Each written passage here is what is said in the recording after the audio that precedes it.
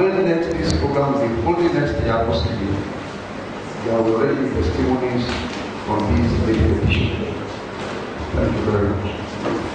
The topic we are addressing, the relevance of economic empowerment through the globalization of SMEs in the 21st century. The relevance of economic empowerment through the globalization of SMEs. I will pause to explain as I continue the presentation of this paper. Production. Nigeria, like most developing nations of the world, is faced with the twin monster problem of unemployment and poverty. Of course, that is no more issue today, and the reasons are very obvious. The job windows are closing down, and thousands of new job seekers are being jumped out of our institutions, chasing the jobs that are not there. So it has gotten to a level that, irrespective of the class of degree you have, you still going the backward of street romance, looking for jobs. And out of frustration, people fear off into some other thing they never thought to be involved in. So this monster problem has on its attendant consequence of increasing crime waves, including those who never thought that they were going to be criminals. Diseases and premature death are not ordered because when people are not gainfully employed or gainfully engaged, they make people report over their works around them. Unemployment is a global trend, but it occurs mostly in developing nations of the world with socio-economic, political and psychological attendants. When someone is 27 years old and becomes free himself, still living with his mother or mother, still asking for 100 naira to buy toothpaste. Whereas his counterparts in developed nations of the world are already sitting at top of business organizations. They are becoming business ambassadors to United Nations and UNICEF and things like that. And we are operating in the same world. I think that is one of the reasons why we are here today. Now, massive youth unemployment in any country is an indication of a far more complex problem. For Nigeria, despite achieving an inspiring growth rate of 7% per annum, which of course everybody has possibly is aware, since 2001, the nation remains crippled with massive unemployment levels that continue to exert a considerable toll on the socio-economic prospects. Let me pause to say this. By the World Bank's policies, where things are working fine, at the age of 21, every world citizen, by their policies, is expected to have been financially independent.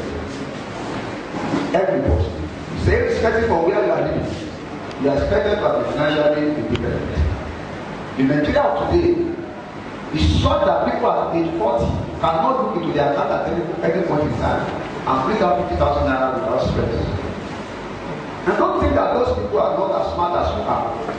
When they were at your ages, they never see themselves in the position where they find themselves today. So it needs a sitting down, a very proper analysis of the situation on ground, and a mapping out of the way out. Otherwise, everybody is going to end up that same way. We have people at 50, we need 15,000 naira and we need to scratch his head. We have experiences where people need urgent intervention of funds, not more than 100,000 naira. And a whole family cannot raise 100,000 naira in 1 month. As bad as that. And that is the country where we are living. And that is why you are here today, so that you will quickly discover yourself and draw a map that will take you to somewhere better than this description that I'm giving to you. Right? We say that the gravity of the nation's unemployment rate, especially graduate unemployment, came to the fore when close to 1 million unemployed graduates scrambled for just 4,500 slots. You remember the story where the immigration services wanted to employ 4,500 people and more than 1 million people were scrambling for 4,500 slots. There is nothing more grievous that can make the link picture to us than that encounter. I'm sure you remember that many people died in the process.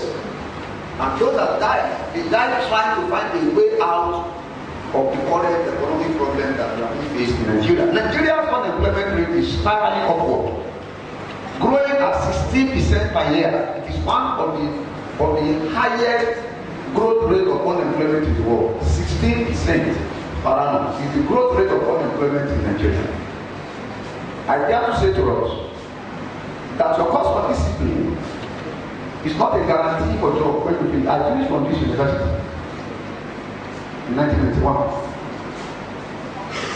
Our friend that made first class in other departments in my set, who today are barely living, scarcely living. People after 1991 we finished. As far as recent as the year 2014, we still have people I don't know that are begging other friends that the boy can you please raise me 10,000 naira. Right? Now, those are practicalities of what is on ground today. Now, I said that the national unemployment rate for Nigeria indicates that Nigeria has a youth population of 80 million. 70% of these youth are either unemployed or underemployed. The downstream effect of unemployment continues to fuel alienation and social unrest across the nation's landscape. The immediate symptom of which are evident in the palpable rise of organized crime, harm insurgency, vandalism, and drug trafficking. There is a direct correlation between unemployment and crime rate in any economy. Where unemployment is rising, crime rate is rising. There is nothing anybody can do about it. The churches and the mosques cannot stop it, because people must stay alive one way or the other. There is a direct correlation between unemployment and lifespan of the citizens. There is a direct correlation between unemployment and economic growth and development of the nation.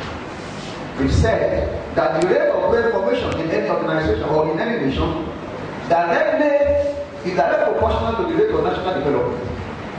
As at that time, the definition of brain formation is the number of people or the percentage of the youth that have been trained in the formal education setting. But today, that theory has been proved wrong. That although you may have certificate and be literate in one discipline or the other, until you are literate in business matters, you are not yet formed. But there is a difference between being a graduate of a particular discipline and have the capacity to find your own way within the economy and plant yourself in the stream of the flow of the wealth. Someone finished his first class in mathematics. 15 years after he graduated, he was yet to write his first class. Finished first class in mathematics.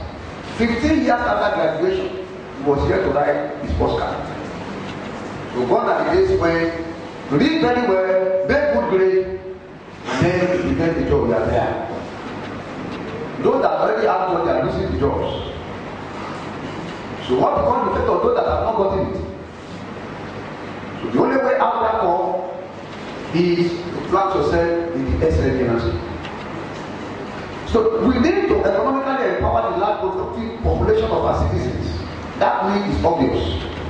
When this is effectively done, then there will be a natural upward movement of the nation's cumulative wealth.